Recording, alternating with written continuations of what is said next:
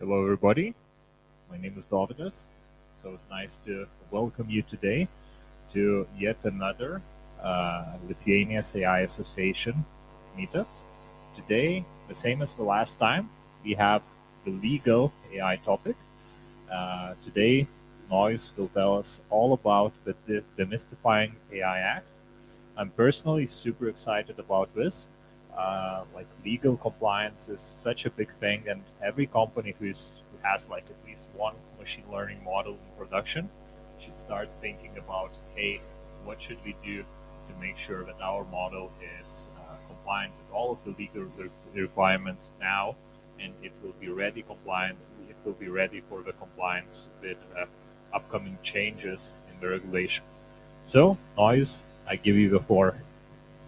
Thank you, Dovidas. So, good evening, everyone. It's an honor to be here tonight. And my name is Antanas Bendoraitis, as Dovidas mentioned. And tonight I will present my presentation on the topic, Demystifying AI Act.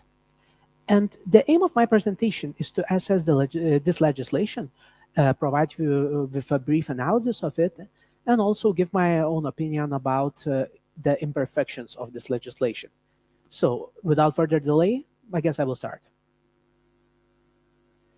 And tonight I will discuss mostly four topics about this legislation. So first, what is AI Act and what does it mean to AI developers and users?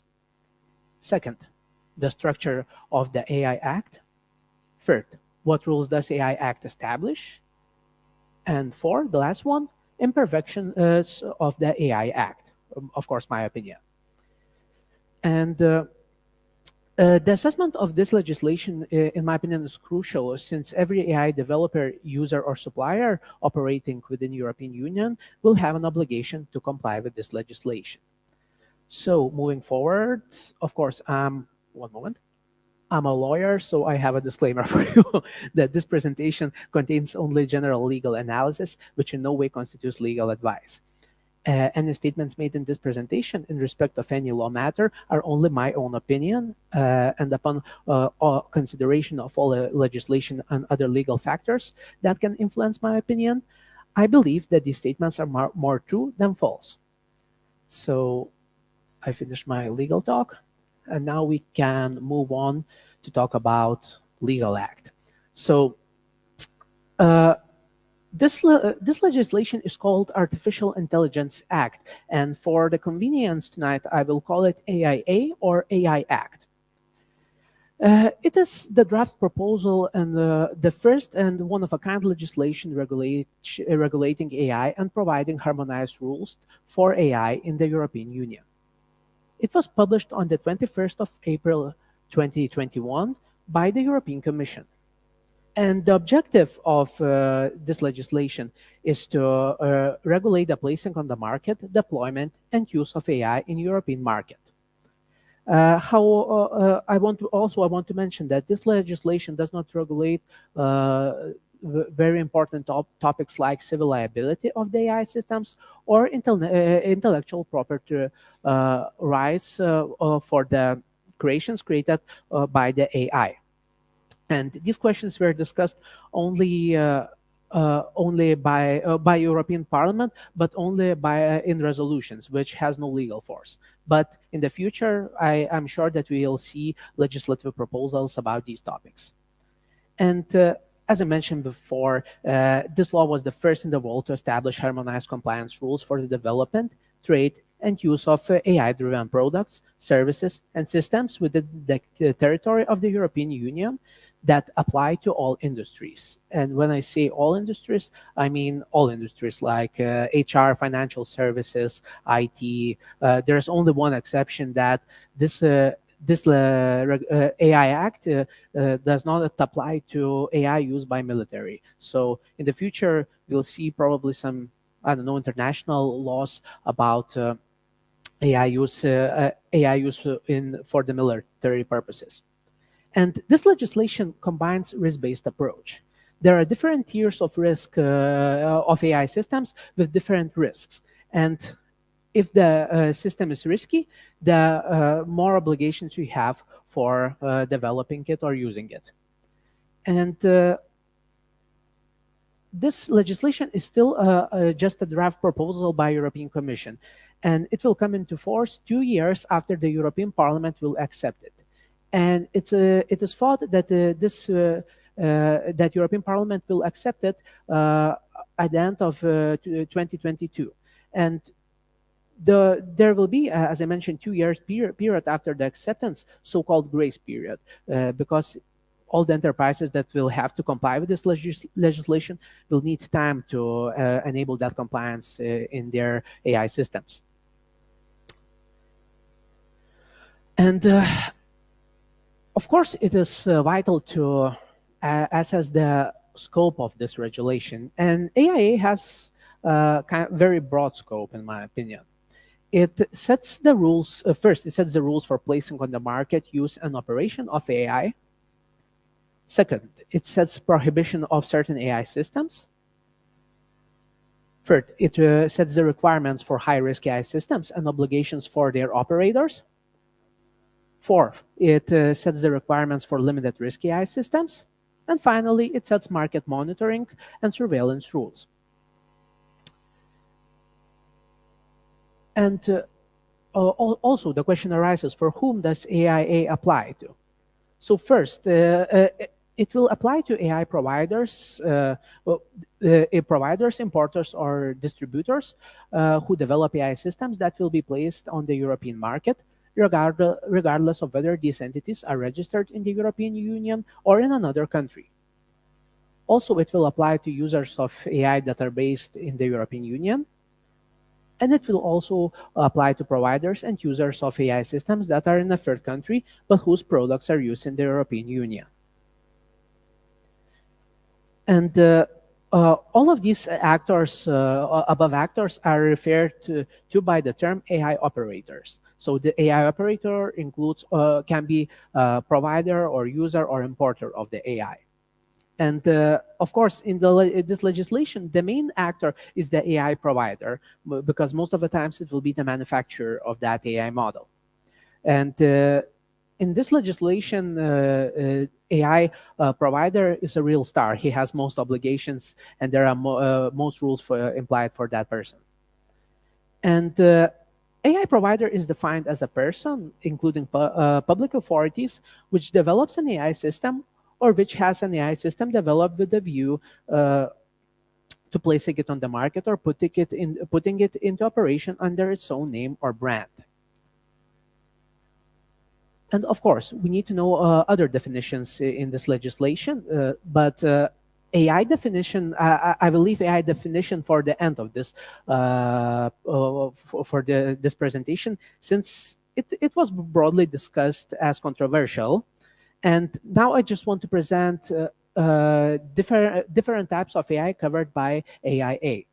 As I mentioned, this legislation has a risk-based approach, so we have different tiers of risks of AI.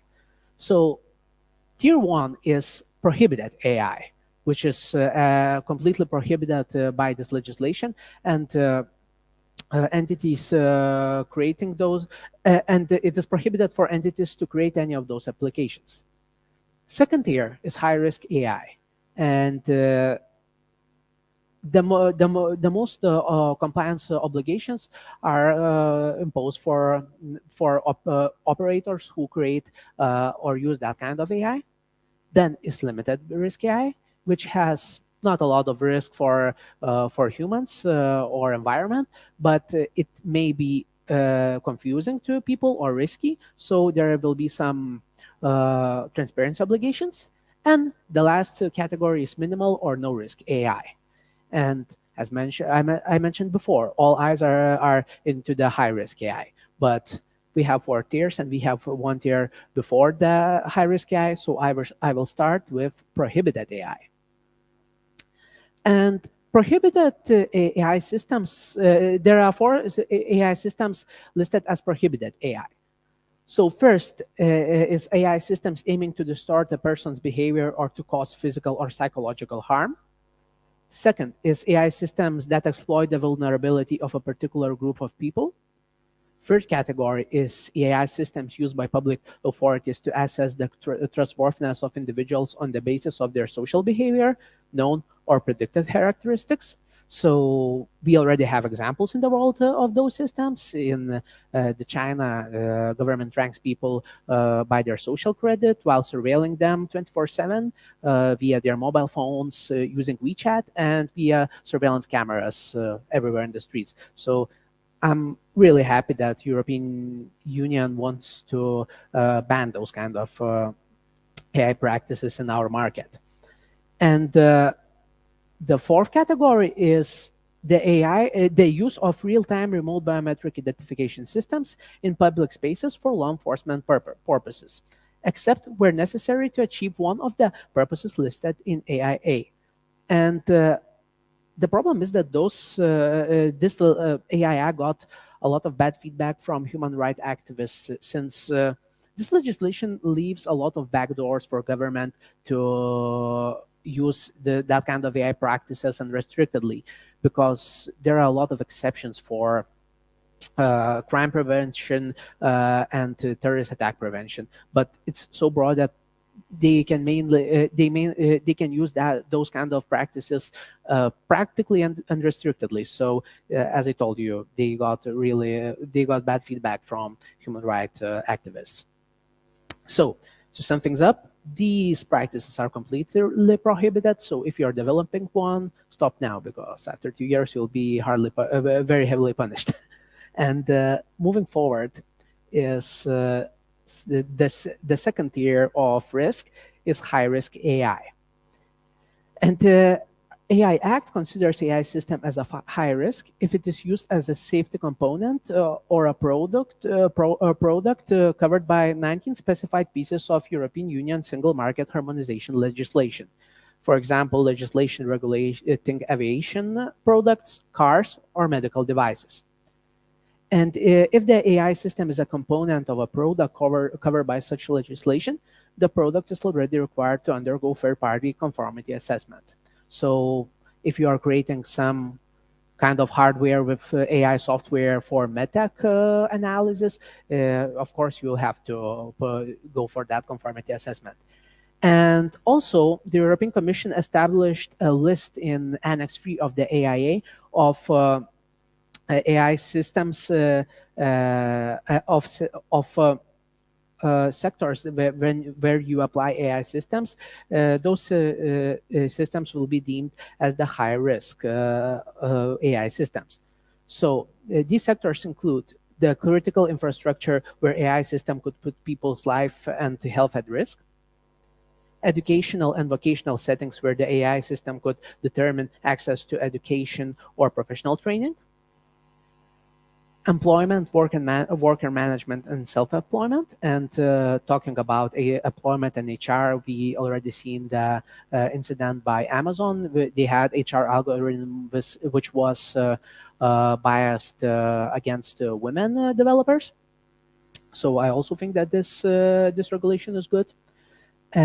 Also, essential private and public services, including access to financial services such as credit scoring systems, law enforcement, migration, asylum, and border control, including verifying the authenticity of travel documents, and the administration of justice. And this list is not exhaustive, and European Commission can expand this list through an administrative process without issuing a new legislation. So they don't need to make a new law; they just supplement that list, and that's all.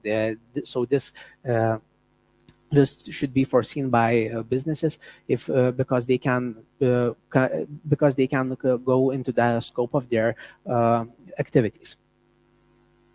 And of course, there are a lot of responsibilities for high-risk AI providers. So the list of duties is kind of long, and it contains such duties like duty to develop, implement, and document an AI risk management system, duty to train AI with data sets that meet established quality criteria, duty to produce and keep up-to-date technical documentation on AI, duty to design high-risk AI with effective human supervision, including of appropriate human-machine interface tools, Duty to design high-risk AI providing an appropriate level of accuracy, reliability, resilience, and cybersecurity through the life cycle. Duty to establish an appropriate quality management. Duty to ensure that the high-risk AI is verified, tested, and validated before being placed on the market. An obligation to carry out conformity assessment procedure, obtain an a European Union Declaration of Conformity, CE marking of the product, and register such AI product in a single European AI database, which will be established.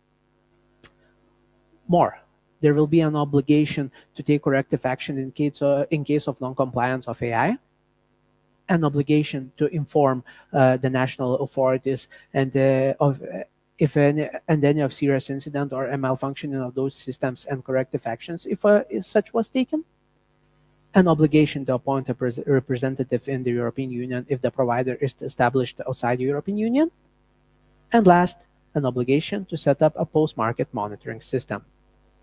So I could say that this list is kind of long, and there are a lot of responsibilities for high-risk AI providers. So it makes sense that talking about that 2-year grace period, because there are a lot of work to do for organizations to reach that compliance. And high-risk AI users also got some responsibilities. So business that use high-risk AI in their operations, for example, for HR services, will be considered as users and will be also be subject for to a bundle of requirements under the AIA.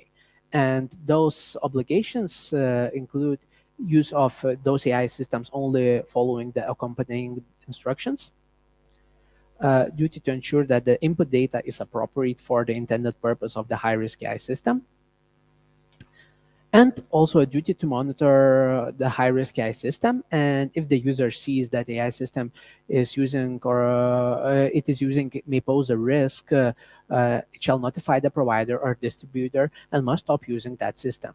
So there I could see a business continuity problem. If some AI system is critical for the business operations, it could just stop the whole business if that system poses a risk. So this obligation is kind of harsh in my opinion. And also, if such AI user discovers any serious incident or malfunction, the user must immediately inform the AI provider or distributor and have to stop using that AI system. And now we are reaching the lower tiers of AI systems. And the regulation of low-risk AI hasn't received as much attention in the AIA. And there is just mostly just an obligation for general monitoring of the market and the use of such AI. Since I've seen the commentary that since it may turn out that low-risk AI will become high-risk AI, or it just you probably remember the Twitter bot that Microsoft created. So it's probably to prevent those kind of situations.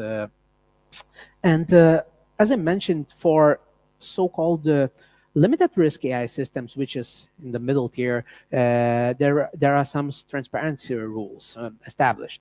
So for AI systems that generates content, for example, images, sound, or text, or video, so deepfakes, such systems and their content will have to be marked as the AI generated content.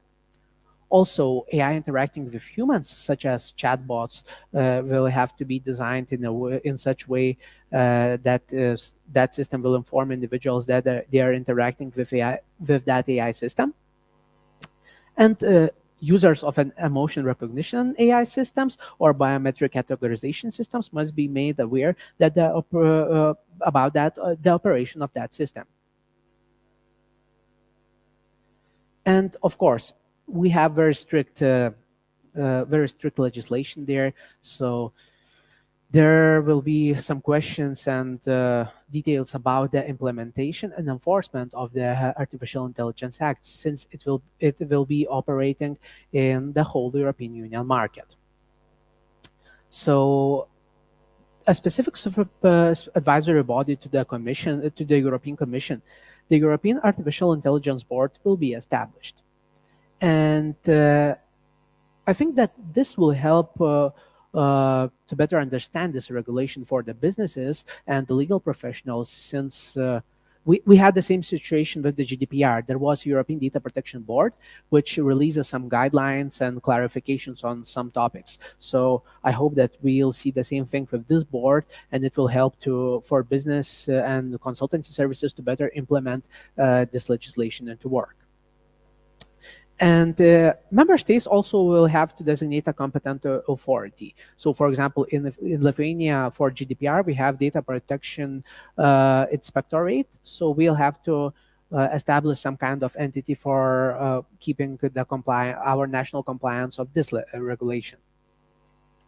And a framework for monitoring and responding to the use of AI on the European Union market will be set.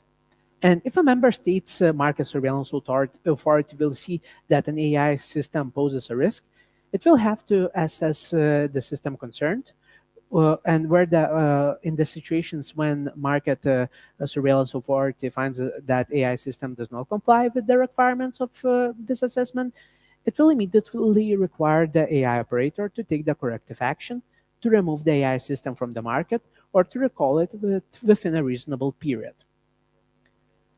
And where in the situations where a market surveillance authority considers that the non-compliance extends beyond its territory, it will inform the European Commission and other member states. And where the AI operator fails to take corrective actions, the market surveillance authority will take measures to prohibit or restrict the availability of the AI system on its market, and will inform Commission and the other member states of such measures.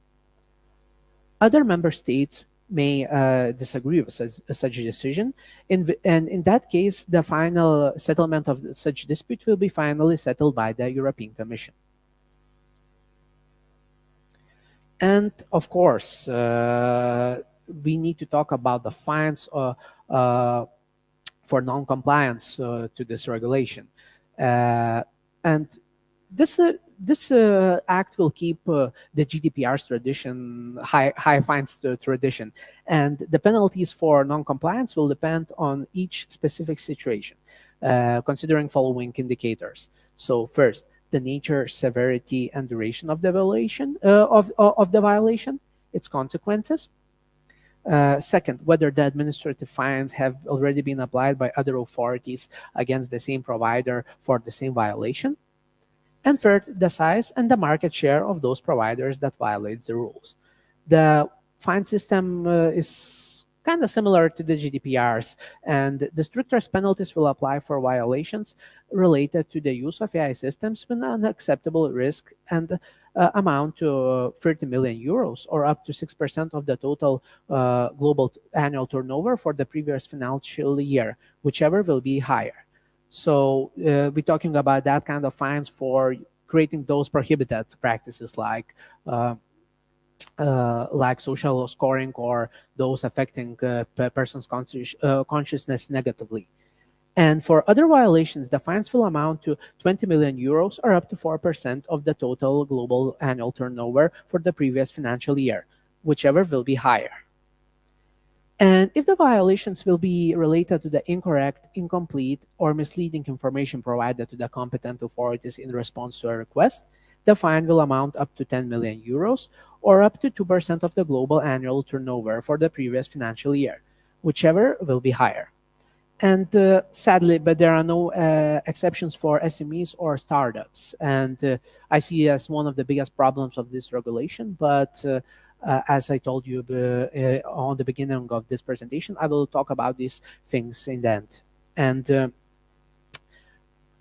you can clearly see that penalties are kind of high. So it will definitely make sense to invest in compliance-related activities and double check that the systems in use or under development conform with these regulations.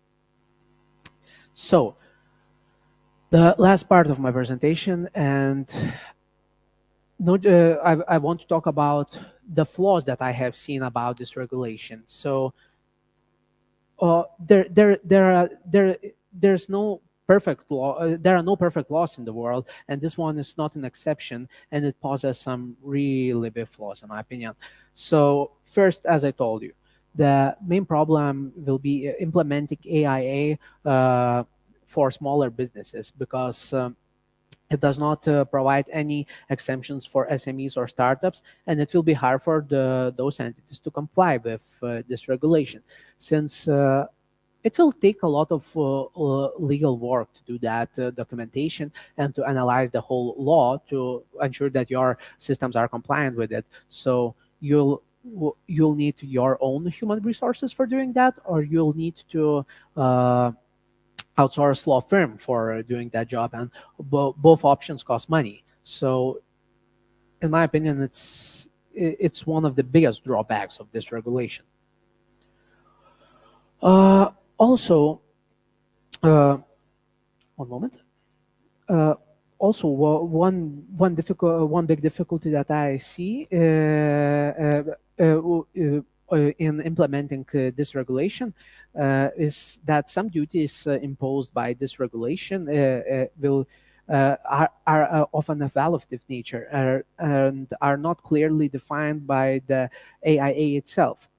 For example, subjective criteria such as resilient as regards errors, faults, or inconsistencies inevitably lead to uncertainty, because it's really just declarations, how you can measure that. And for example, there's one of the main obligations that there should, in a high-risk AI system, should be appropriate human-machine interface tools, and this term is just not defined by the legislation. So what's that? You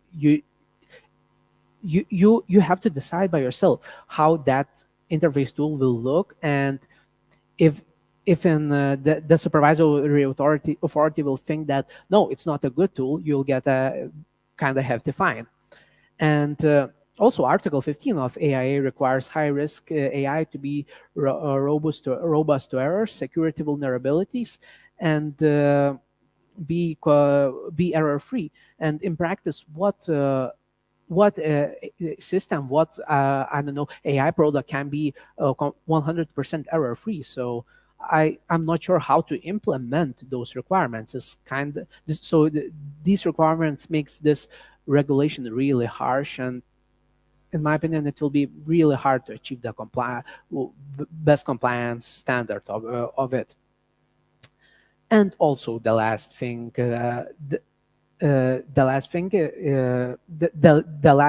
imperfection that I see is too broad definition of AI, and a lot of experts argue that that definition established in this legislation is just too broad. And I'm not an engineer. I'm not a person that creates AI models. So I guess you guys better will tell me if those people were wrong or not. But AI definition under the AI is that AI system is a software developed with one or more of the specified techniques and approaches in the Annex 1 of the AIA, and these techniques include machine learning approaches, which include supervised, unsupervised, and reinforcement learning, using a wide variety of methods, including deep learning. Then logic and knowledge-based approaches, including knowledge representation, inductive logic programming, knowledge bases, interference and deductive engines, reasoning, symbolic reasoning, and expert systems. And statistical approaches, including Bayesian estimation, search, and optimization methods. And which there are some part of the text covered in my screen. So the last part is which can, for a given set of human-defined objectives, generate outputs such as content, predictions, recommendations, or decisions influencing the environments they interact with. So I would like to hear your opinion at the end of my presentation, if this definition is too broad or not, in your opinion. And okay, sorry. Finally, I want to sum things up, and it's pretty sure that AI will provide a lot of new responsibilities for AI operators, and some of them will be really hard to achieve that kind of compliance because of very declarative obligations. And on the one hand, I support the AIA since it requires to train your models with quality data, and it will provide some quality guidelines for the AI products. But I'm afraid that this will also slow down the European AI progress even more, and we are already, in my opinion, losing against the United States or China in the AI game. And in conclusion, regardless we like it or not, this regulation is coming, and we need to start taking some actions for ensuring compliance to it. So it's my presentation is over. So thank you for your attention, and maybe you have some questions.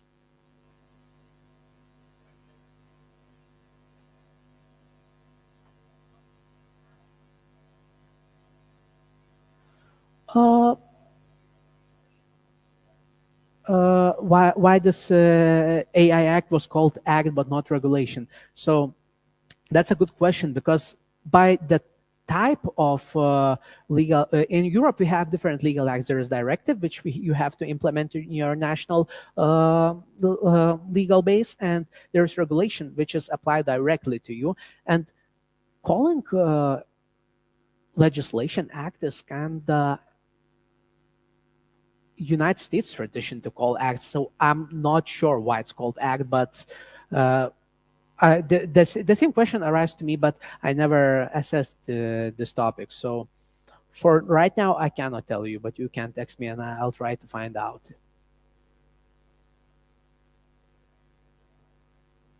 Thank you.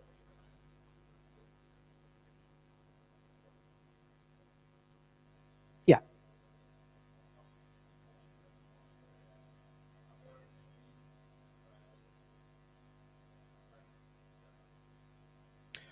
There are, as I did my analysis, I haven't found any liabilities like in GDPR. If you use some kind of data processing system, you can have some you can have liabilities. But in this scenario, uh, I haven't found any. So, but of course, I am data protection lawyer, and GDPR is enforced for 4 years, and every day I find out new things about the GDPR. So, of course, during this 2 year grace period, I will do my due diligence on these topics. Yes.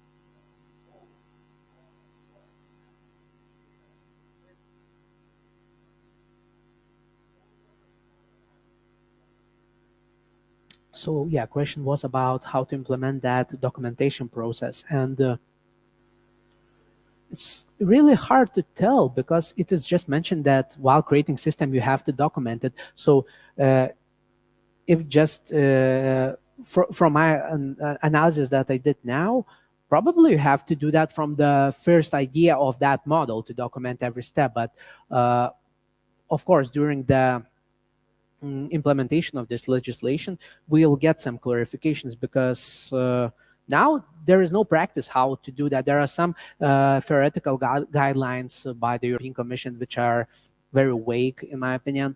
And of course, it would be no brainer for if you create some kind of AI model, you have just an idea and you test, you do a lot to document every step, and to probably the documentation of that AI model would be a couple thousand of pages if you would document every breath that model is taking. So at this moment, I cannot provide you a valuable answer because there's no practice there. And I also see the implementation of the documentation as a big difficulty uh, for enforcing this legal act. Thank you. Yes.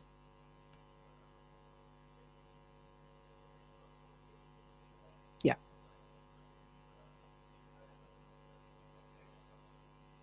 Yeah.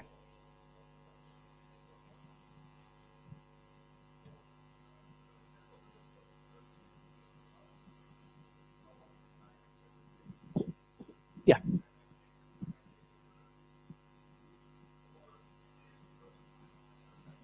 Yeah.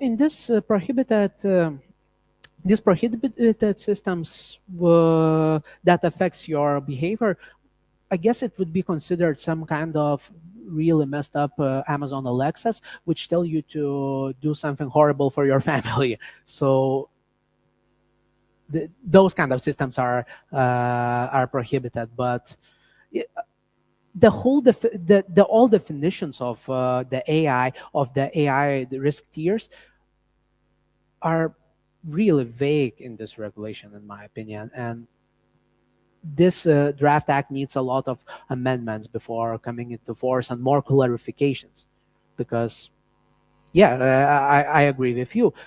Some recommendation algorithm affects my behavior because I thought before when wanted to watch the TV, I thought that I want to watch Guy Ritchie's movie, but Netflix gave me idea to watch Tarantino, so it affected, and I watched Tarantino, so it affected my behavior.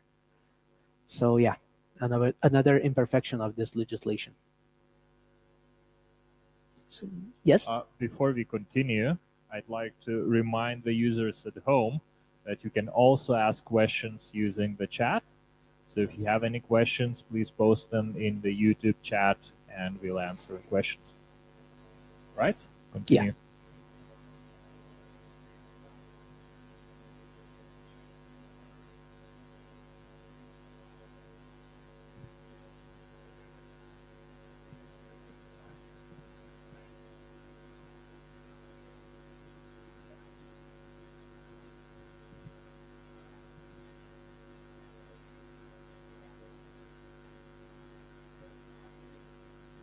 Yeah.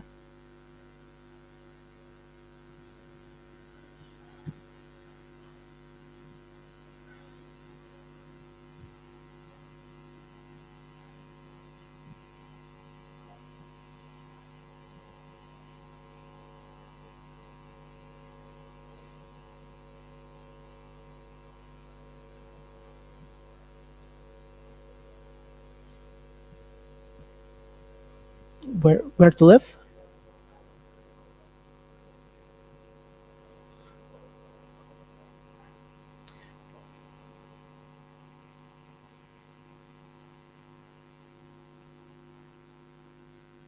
Hmm.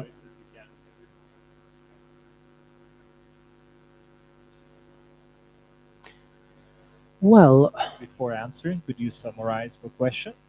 the question was about the neighborhood recommending systems, I guess.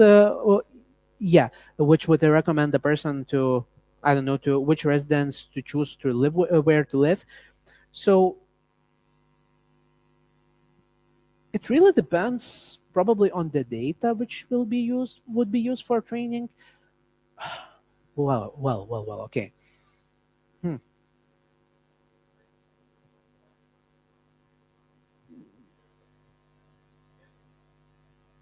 Hmm. Depends. Yeah, I understand. Probably this one would be considered. It would be considered as a high risk if we train it with the data about ethnicity or of and that well, this question is really interesting and hard, and it's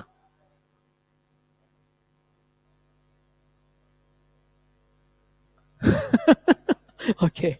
Okay, so Well, i- if we I don't know if we have data sets that there are Lithuanians, Polish people, Latvian people, Estonian people, and they are more likely. It is marked that they are more likely to commit some crime than, I don't know, British people or German people. That sounds like some kind of social scoring, and I cannot see the exact prohibition that it's prohibited, but it sounds that the kind of material that would not be accepted under this legislation. And of course, if you delete the ethnicity of the people and, I don't know, their political views, uh, damn, that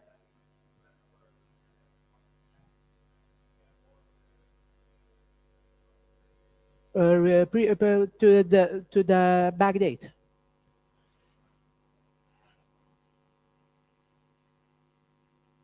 Yeah,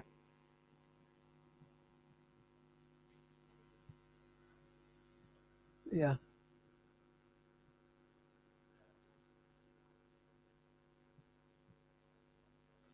I guess that we could see, like in GDPR, you have some exceptions for statistical or scientific purposes. So in this legislation, I haven't seen that, but there are a brief, very vague sentence about regulatory sandboxes for experimenting. I don't know, maybe if it's your PhD thesis, if it's not in use, you are not selling that thing, probably it will not fall under the scope of this legislation. So thank you very much. That was really good question. Yes.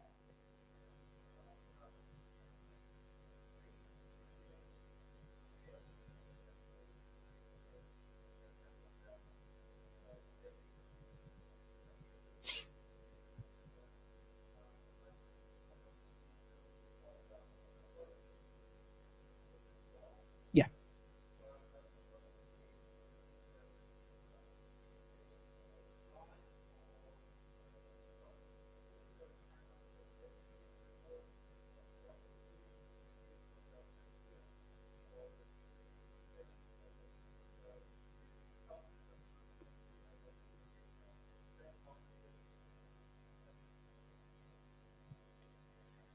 In this case, the question was about assessments of those systems and how that process should look. But in general, the whole assessment of the security and reliability of the high risk AI model should be from the idea, from design stage to launch to post market. You should also have post market surveillance of that AI model. And in my opinion, for example, in the we are creating some CV monitoring application for HR purposes to just better assess the candidates that you want to invite to the job interview. So if when you start to do that model, you train that model, and you see some threats about gender discrimination, probably you will have to inform or to document that you occurred with that problems and what actions for correcting those mistakes you have taken. I don't know, you edited the data sets that you were using and whatnot.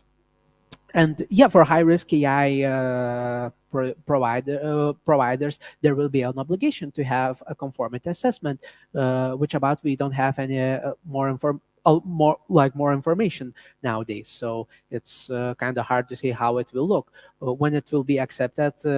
Of course, we'll have a designated national authority for implementing this legislation, which will provide some guidelines, some consultations how to do that. And again, now it's all about a lot of buzzwords and no real information how to start your compliant journey. Of course, but if you are creating your AI systems and you already you create and document how you're doing that, I guess you have a good start. If you're not doing that, there will be a problem. Yes. Yeah.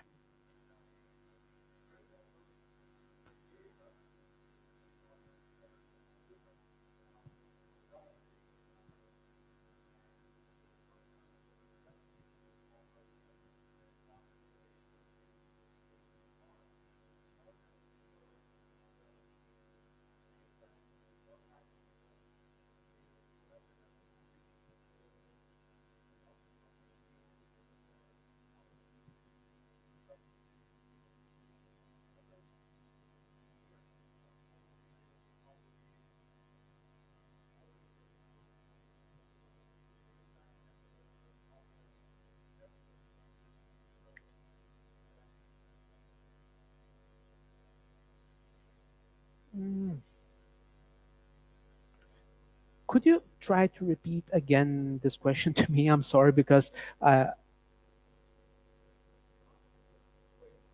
yeah,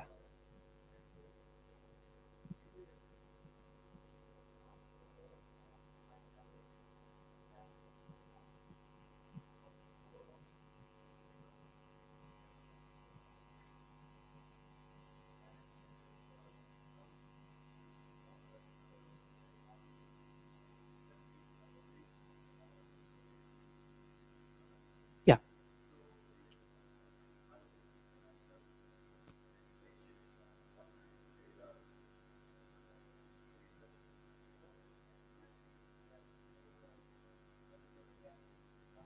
Mm,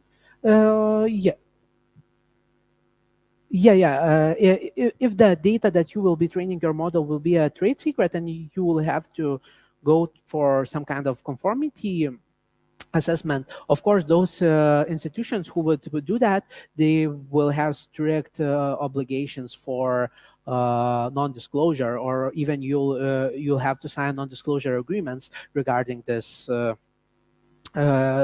model, how it works, and what data you use. So in this case, yeah, of course, if you have a legal team or you have a good legal consultants, you'll it would be wise to prepare your own very strict non-disclosure agreements with hefty fines if the agreement is breached. So, but I guess those institutions will also have an obligation to keep that data as a secret. So I don't think that there will be a problem there because yeah, of course, if you have very advanced model and you have a know-how how you train that model and you just would publish that, anyone would make that.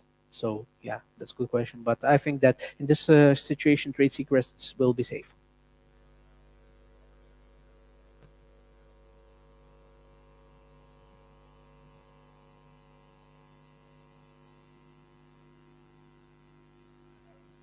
Yeah,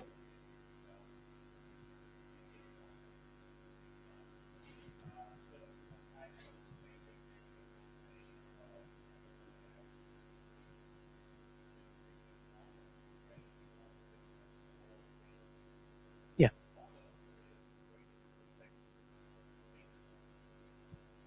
yeah.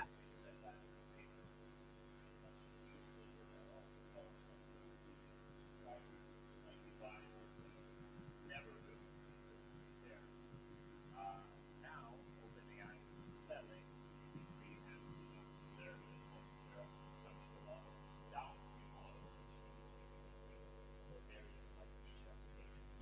All of these are probably going to carry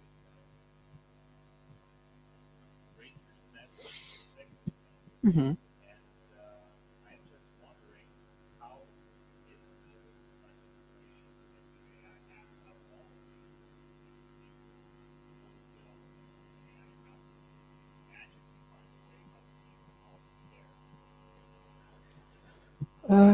Uh, so yeah, it's about OpenAI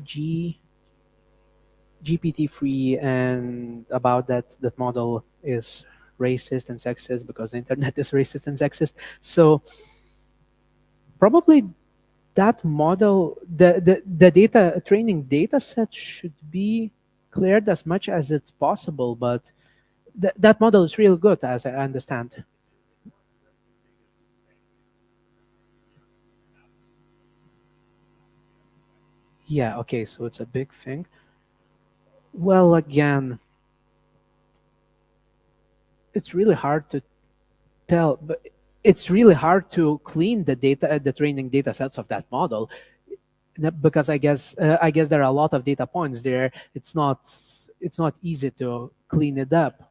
Pennsylvania is having strain on all of the hundreds of terabytes of data. To be honest, I don't know. uh, I can clearly state that I don't know how it will be regulated, and because it's sure against that AI Act if it's racist, sexist, and whatnot. But at this moment, I would need to assess this question in more detail because I don't have an answer to you. Yes.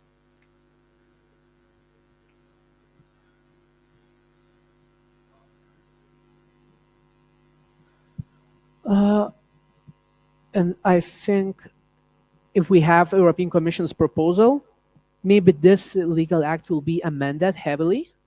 I hope so, because there are a lot of things that should be clarified.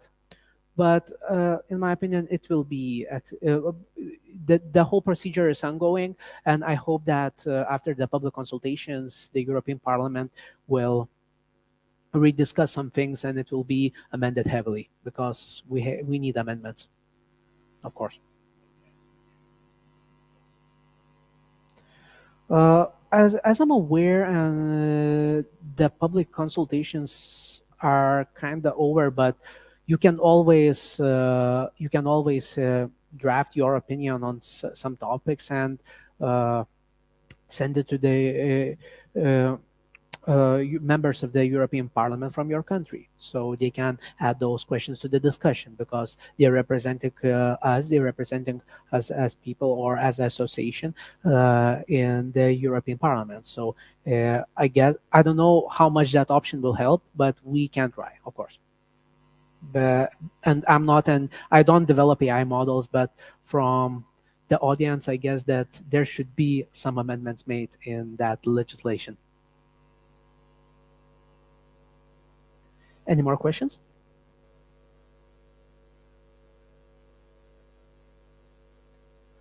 So, thank you very much for your attention. And in the future, I will invite you to hear the second part of my GDPR presentation, since there are some loopholes left there. So, thank you very much, and good night.